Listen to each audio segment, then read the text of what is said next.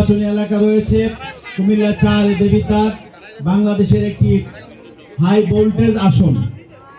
সবার কাছে একটি আলোচনার জায়গা হচ্ছে এখন কুমিল্লা 4, ঠিক কিনা? এটা আমাদের হাসনাত আব্দুল্লাহকে নিয়ে আজকে আমরা 14 গ্রামে গিয়েছিলাম। আলহামদুলিল্লাহ, সেখানেও দেখলাম হাসনাত আব্দুল্লাহ আকাশচুম্বী জনপ্রিয়তা। সেখানে হাসনাত আব্দুল্লাহকে পেয়ে মানুষ আবেগ আপ্লুত হয়ে পড়েছে। এটার পিছনে একটাই কারণ, জুলাই আন্দোলনে তারা সামনের সারিতে থেকে নেতৃত্ব দিয়ে দেশকে একটি ফ্যাসিবাদ মুক্ত বাংলাদেশে পরিণত করার জন্য কাজ করে গিয়েছেন। এটা দেবিদ্বারের জন্য গৌরব। আমরা আমাদের এই দেবিদ্বারের এই আসনটিকে হাসনাত আব্দুল্লাহর মাধ্যমে 10 দলীয় জোটকে আমরা উপহার দেব ইনশাআল্লাহ।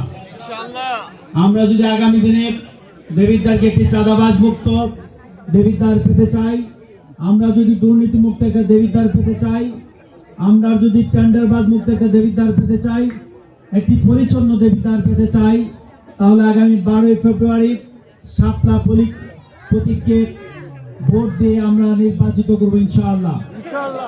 সম্মানিত উপস্থিতি, আসুন আমরা আগামী দিনে একটি পরিবর্তনের জন্য, একটি নতুন দেবিদ্বারের জন্য, দীর্ঘদিন দেবিদ্বারের মানুষ অপেক্ষার প্রহর গুনছে, আমরা আমাদের সেই স্বপ্নের দেবিদ্বার বিনির্মাণ করার জন্য আমরা একজন উদীয়মান জুলাই আন্দোলনের সম্মুখ সারির নেতাকে আমরা পেয়েছি। আমরা যেন দেবিদ্বারের আসনটিকে সর্বোচ্চ সংখ্যক ভোটের ব্যবধানে আমরা যেন কেন্দ্রীয় 10 দলীয় জোটকে উপহার দিতে পারি।